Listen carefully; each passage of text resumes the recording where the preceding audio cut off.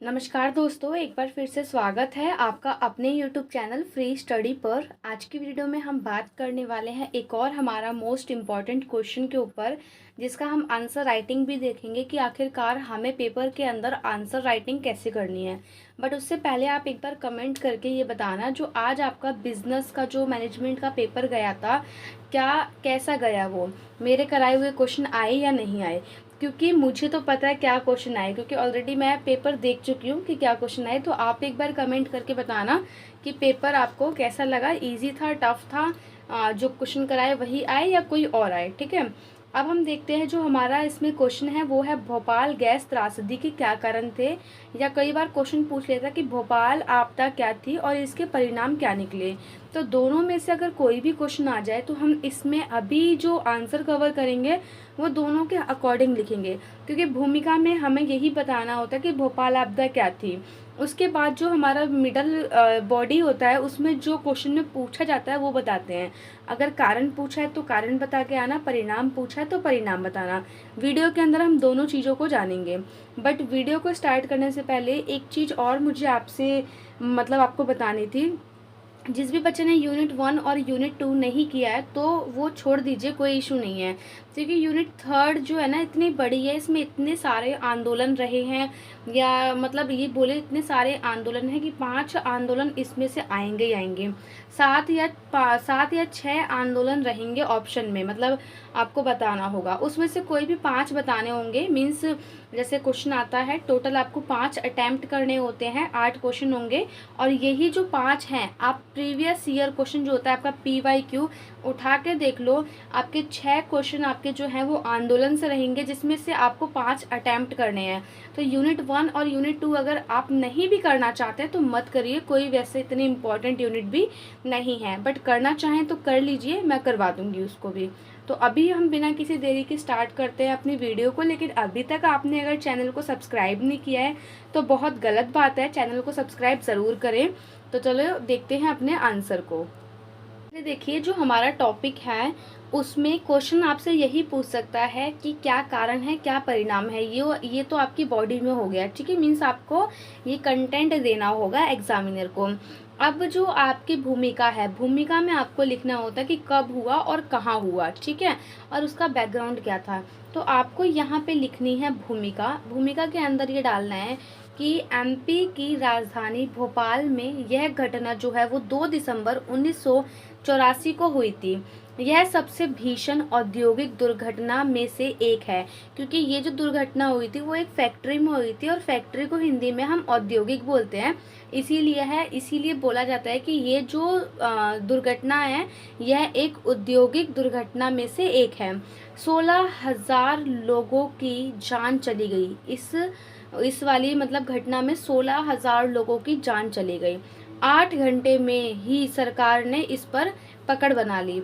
आप ये सोचो, 8 घंटे के अंदर ही सरकार ने पकड़ बना ली। इसका मतलब है 8 घंटे तक लोग इस प्रॉब्लम से जूझे और 8 घंटे के अंदर 16,000 लोगों की मौत। अगर मान लीजिए ये 8 की जगह 16 घंटे पे अगर सरकार कुछ कदम उठा पाती तो 16 की जगह 32,000 लोग मारे जाते वहाँ पर। लेकिन 16,000 की जनसंख्या भी बहुत है। उसके बाद आपको लिखना है पृष्ठभूमि। पृष्ठभूमि का मतलब होता है जो आपका बैकग्राउंड है। बैकग्राउंड में आपको बताना है कि ये जो कंपनी थी वो कहाँ की थी और इसके अंदर क्या होता था। तो आप यही बताएंगे कि अमेरिका की एक कंपनी जो कि 1934 में जहाँ स्थापना हुई थी उसकी, जिसका नाम UCC था। UCC की फुल फॉर्म होती है union carbide corporation. May be शायद इसी टाइप से है, सी लास्ट वाले सी का थोड़ा कंफ्यूजन है, कॉरपोरेशन होता है, इसी टाइप से होता है। आप एक बार ना UCC करके सर्च मारना, भोपाल गैस त्रासदी UCC फुल फॉर्म आपके सामने आ जाएगी। बट जो अमेरिका की जो कंपनी थी, UCC कंपनी थी, इसने क्या करा, भारत के अंदर एक अपना प्लांट को हिंदी में बोलते हैं संयंत्र लगाया। कहाँ पे लगाया? MP के राज्य में, भारत के राज्य जिसका नाम MP था, ठीक है। तो बेसिकली आप यहाँ से आप समझ गए होंगे कि क्या बैकग्राउंड था।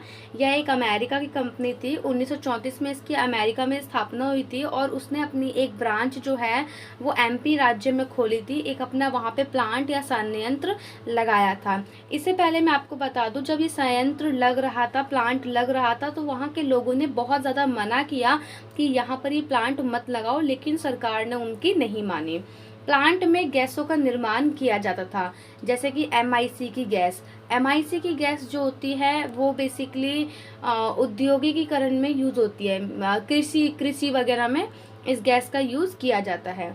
उसके बाद देखिए, पैसे बचाने के चक्कर में कंपनी ने क्या करा, अनट्रेन्ड वर्कर को रखा। सबसे पहली कमी तो उनकी ये हो गई, लेकिन ये सब आपको अभी बैकग्राउंड में ही लिखना है। उसके बाद एक गैस का नाम था ऑक्साइड, जो मिथाइल ऑक्साइड गैस थी ना, वो पहले अमेरिका से ही इम्पोर्ट होती थी, मतलब अमेरिका से ही इंडिया के अंदर आती थी, लेकिन उसका जो खर्च है वो बहुत ज़्यादा बैठता था, जिसके कारण कंपनी ने सोचा कि क्यों ना हम इस मिथाइल गैस को, या इसका नाम था मिथाइल आइसोसाइनेट, ठीक है, एमआईसी की फुल फॉर्म है ये। तो कंपनी ने ये सोचा कि क्यों ना मैं अब इसको मतलब भारत के अंदर में ही बनाऊं। तो उस कंपनी ने एमआईसी गैस भारत के अंदर कहाँ पर, एमपी राज्य में बनाना शुरू कर दी। अब कंपनी जो है रख रखाव पर कम ध्यान देती थी। तो इतना तो आपको लिखना है। अपने भूमिका के बाद जो पृष्ठभूमि मैंने आपको बताई है उसमें आप हेडिंग डालोगे। पहले तो भूमिका जो आपको मैंने ऊपर करवाया वो आप लिखोगे, फिर आप लिखोगे पृष्ठभूमि या परिचय लिख सकते हो। उसके बाद आपको ये सब बताना है। उसके बाद जो आपसे क्वेश्चन में पूछा गया है कि इसके क्या कारण थे। देखो, सबसे पहले तो वहाँ पे जो ट्रेन वर्कर थे वो अनट्रेन थे, उन्हें इसके बारे में नॉलेज ही नहीं थी कि अगर कंपनी के अंदर कभी ऐसा भविष्य में होता है, कोई गैस लीक होती है, तो फिर उससे हम क्या करें, मतलब उस कंडीशन में हम क्या करें। तो वहाँ के जो वर्कर थे वो अनट्रेन वर्कर थे। उसके बाद कंपनी ने जो है ना रख रखाव में कमी कर रखी थी, क्योंकि वहाँ पे ना 3 सिलेंडर थे, जिसमें से ना 2 को कुछ कुछ भागों तक फिल किया जाता था और 3 जो है, थर्ड जो है वो हमेशा खाली रहता था। लेकिन कंपनी ने उस टाइम पर उस सिलेंडर को भी फिल कर दिया था। वो सिलेंडर इसलिए खाली रखते थे थर्ड, कि आगे जाकर अगर भविष्य में ये दो मतलब सिलेंडर में से कभी ऐसा लीकेज होता है तो वो लीकेज हम इसमें फिक्स कर देंगे, इसमें डाल देंगे। परंतु ये भी उतना ही भरा हुआ था, तो रख रखाव में कमी थी। सुरक्षा उपाय में ध्यान नहीं दिया था कंपनी ने। इसमें आप लिखोगे कि वहाँ का अलार्म खराब था। पहले उन्होंने एक अलार्म लगा रखा था, जैसे हमारे घर की पानी की टंकियों में होता है कि जैसे पानी की टंकी भर जाएगी तो वो बोलता है पानी की टंकी भर गई है, कृपया मोटर बंद कर दीजिए। तो इस टाइप पे वहाँ पे एक अलार्म लगा हुआ था, तो अलार्म वो ख़राब हो गया था। तो वहाँ का जो मैनेजमेंट था उन्होंने इस पर ध्यान नहीं दिया, और साथ ही जो नली थी वो भी ख़राब हो गई थी। एक नली थी जो मतलब ऐसे करके सिलेंडर था, इसमें से ना बहुत सारी नलियाँ जाती थी। नली यहाँ से गई, यहाँ से निकल गई, यहाँ से गई, वो ऊपर से निकल गई, इस टाइप से बहुत सारी नलियाँ थी। तो ऐसा कहा जाता है कि किसी वर्कर ने उस रात में जो ये नली थी ना, इसको पानी से धो दिया था और जो नली है वो ख़राब हो गई थी, जिसके कारण ये जो पानी है ना, ये पानी इस सिलेंडर के अंदर चला गया था। और जब भी एमआईसी की गैसों का वाटर के संग रिएक्शन होता है तो वो बहुत तगड़ा रिएक्शन होता है, मीन्स बहुत जहरीली गैसों का, तो ऐसा भी कहा जाता था। उसके बाद इमरजेंसी जो सिलेंडर थे, जो मैंने आपको बताया, जो तीसरा सिलेंडर था वो ऑलवेज खाली रखा जाता था, ताकि इन केस भविष्य में ऐसा कुछ हो तो उसमें थर्ड सिलेंडर में उसको शिफ्ट कर दिया जाए। तो उस टाइम पर क्या था कि इमरजेंसी सिलेंडर को भी भर दिया था। तो अब जब गैस लीक हो गई तो गैस जो लीक हो रही थी उसको रखने के लिए सिलेंडर ही नहीं था उनके पास। ऐसा सिलेंडर नहीं होता जैसे हमारे घर के होते हैं, तो ऐसा मत सोचना बहुत बड़े बड़े होते हैं वो, इतने कभी आपने देखे होंगे, बहुत बड़े बड़े सिलेंडर होते हैं वो। उसके बाद है मानवीय त्रुटि, यानी कि जो मनुष्य के द्वारा जो गलती थी वो, जो मैंने आपको बताया कि वहाँ पे जो एक लीकेज हो रखी थी पाइप में, उस मनुष्य ने ध्यान नहीं दिया। क्या होता है ना, पाइपों को धोया जाता है कि पाइप के अंदर अगर कुछ फंसा हुआ हो तो वो निकल जाए। कई बार क्या है ना, उस पाइप को जो भाप वगैरह होती है ना, भाप से एकदम प्रेशर देकर कि उसको बाहर निकाला जाता है, बट उन्होंने भाप का यूज़ नहीं करा। मतलब वो अनट्रेन थे, उन्हें पता ही नहीं था, तो उन्होंने भाप के बदले में पानी का यूज़ कर लिया। और जब एमआईसी की गैस और वाटर का रिएक्शन होता है तो मैंने बताया ना, जहरीली गैस बनती है। तो इसीलिए वहाँ पे ये आप लिखोगे 4th पॉइंट कि मानवीय त्रुटि यानी कि मानव के द्वारा की गई गलती, ये आप इसमें एक्सप्लेन करके लिखेंगे। उसके बाद है सुरक्षा नियम पर ध्यान नहीं दिया था कंपनी ने। सुरक्षा नियम का मतलब आपको इसमें ये लिखना है कि कंपनी तो एक तो जो थी वो घने जहाँ पे लोग रहते हैं उनके बीच में ही थी, मीन्स या तो उनके साइड में हो, मीन्स कहने का मतलब ये है बेसिकली अगर इतने बड़े जगह पर लोग रह रहे हैं तो कंपनी उसके पास ही लगी हुई थी, जो वहाँ पे फैक्ट्री थी या जो भी उद्योग था। तो कंपनी ने सुरक्षा नियम पर कभी ध्यान नहीं दिया। कोई जो रूल्स होते हैं, हर कंपनी के अपने अपने रूल्स होते हैं, तो उस रूल्स पर ध्यान नहीं दिया, क्योंकि अगर कंपनी जो है आबादी वाले क्षेत्र में लगी हुई है, आबादी रह रही है, लोग रह रहे हैं, तो उनको भी जागरूक करना होता है कि अगर इनकेस कभी जाकर ऐसा हो जाए तो आप ऐसा करना, या उस टाइम के लिए इस जगह को खाली छोड़कर चले जाना। तो ऐसे जो रूल्स होते हैं, तो इसमें जो कंपनी ने इन रूल्स पर ध्यान नहीं दिया और आसपास की आबादी वाले लोगों पर भी ध्यान नहीं दिया, और ना ही इस रूल्स से उनको अवगत कराया, जिसकी वजह से लोग वहां पर जहरीली गैस को लेते लेते 16,000 लोगों की मौत हो गई। उसके बाद है जागरूकता की कमी। जागरूकता की कमी जो मैंने अभी आपको बताया कि कंपनी को अवेयरनेस फैलानी चाहिए थी कि कभी कंपनी में अगर ऐसा हो जाए तो आपको क्या करना चाहिए, बट कंपनी ने कभी भी ऐसा कुछ नहीं किया, क्योंकि आम जनता अगर पास में है तो कंपनी का दायित्व बनता है, कंपनी की ड्यूटीज़ है कि कंपनी आम जनता को बताए कि हमारी ये फैक्ट्री है और अगर इनकी इस फैक्ट्री में कभी ऐसा होता है तो आपको क्या क्या चीज़ें करनी चाहिए।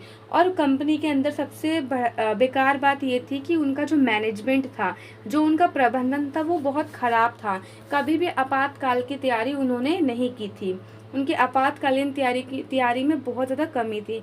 कई बार क्या होता है, हम लोग स्कूल वगैरह जाते हैं तो स्कूल में हमें सिखाया जाता है कि भूकंप आ जाए तो डेस्क के नीचे बैठ जाना, या भूकंप आए तो एकदम खुले हुए प्लेग्राउंड में आना, है ना। तो ऐसा आपातकाल में हम लोग को सिखाते हैं कि आपातकाल कंडीशन में हमें क्या करना चाहिए। तो वहाँ पर जो उस कंपनी में जो संगठन था या जो ऑर्गेनाइजेशन था, उसमें आपातकालीन तैयारी की कमी थी। तो ये तो हो गया आपका कारण जो आपको एक्सप्लेन करके लिखने हैं। उसके बाद परिणाम में देख लीजिए। परिणाम में लिखना है आपको, जब ये चीज़ हो गई फिर केस फाइल हुई। केस फाइल होने के बाद अमेरिकी कंपनी ने भारत को $470 मिलियन जो है वो भुगतान पे किया कि जिन भी लोगों की जान चली गई है उनके घर में, मतलब जैसे मान लो किसी का कमाने वाला चला गया, जिससे उनका घर खर्च चल रहा था, वो इंसान ही मर गया, तो उनके लिए डॉलर में पैसे भिजवाए गए थे $470 मिलियन, जो कि वहाँ की जनता के लिए था कि अगर किसी भी, मतलब जो 16,000 लोगों की मौत हुई है उनके घर वालों को देने के लिए। उसके बाद है सेकंड है औद्योगिक सुरक्षा और पर्यावरण संरक्षण हेतु नियमों में बदलाव किए गए। जब एक बार ऐसा हो जाता है ना, फिर गवर्नमेंट भी अवेयर हो जाती है। जब ऐसा वहाँ पर 1984 में हो गया, शायद डेट एक बार जो सन है वो चेक कर लेना, 1984 ही होगा। जब एक बार 1984 में ऐसा हो गया तो वहाँ की सरकार ने फिर, और जो केंद्र सरकार जो है, उन्होंने पर्यावरण संरक्षण के लिए बहुत सारे नियमों में बदलाव किया और सारे नियम ऐसे बनाए जो पर्यावरण और मनुष्य के हित में होंगे। उसके बाद अब भारत सरकार ने 1986 में एक अधिनियम भी लागू किया था, जिसने पर्यावरण प्रदूषण की रोकथाम और मानव सुरक्षा पर जोर दिया। पहले आपको लिखना है कि नियम चेंज किए। नियम चेंज में आप ये चीज़ बताओगे, फिर आपको बताना है 1986 का अधिनियम पारित किया किसके द्वारा, भारत सरकार के द्वारा। तो यही थे आपके कुछ परिणाम और कुछ कारण। एक बार हम कारण को दोबारा देख लेते हैं।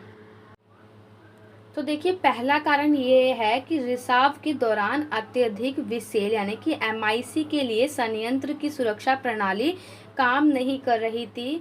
जो वहाँ पे संयंत्री मीन्स जो प्लांट के जो टैंक थे उनका अलार्म भी ठीक से काम नहीं किया, जो मैंने आपको ऑलरेडी बता दिया। उसके बाद कई जो वाल्व होते हैं, जैसे हमारे घर में भी वाल्व लगे हुए थे ना पानी के, जैसे उसको इस टाइप से होता है, उसको इस तरफ खसका दो तो पानी आता है, फिर दोबारा इधर कर दो तो पानी आना बंद हो जाता है। तो कई सारी वाल्व जो थे और लाइनें जो थी वहाँ पे ख़राब थी, और कई वेंट गैस स्क्रबर काम नहीं कर रहे थे। साथ ही स्टीम बॉयलर भी काम नहीं कर रहा था, जो पाइप को साफ़ करने के लिए होता है। उसके बाद आपको लिए जो मैंने आपको बताया है ना, वही चीज़ है कि वहाँ पे 3 टैंक होते थे, जिसमें टैंक का नाम था E610, रिसाव का स्रोत था। सुरक्षा नियमों के अनुसार इस टैंक में 30 टन से ज़्यादा MIC नहीं भरनी चाहिए थी, लेकिन अगर 30 टन से ज़्यादा ये जो MIC है वो नहीं भरनी चाहिए थी, इसका मतलब ये क्या है कि 30 टन से ज़्यादा MIC उसके अंदर थी, उस टैंक के अंदर, जिसके कारण ऐसा हुआ। उसके बाद है, ऐसा माना जाता है कि उस रात देर से जब टेक्नीशियन उसे साफ करने का प्रयास कर रहे थे, तब पानी बगल की पाइप के माध्यम से टैंक में प्रवेश कर गया। तो ये आपके जो है कुछ पॉइंट हैं जो मैंने आपको ऑलरेडी कवर करा दिया है। आशा करती हूँ वीडियो आपको पसंद आई होगी। अगर वीडियो पसंद आई हो तो चैनल को सब्सक्राइब और वीडियो को लाइक करना ना भूलें। मिलते हैं नेक्स्ट वीडियो में, तब तक के लिए जय हिंद, जय भारत।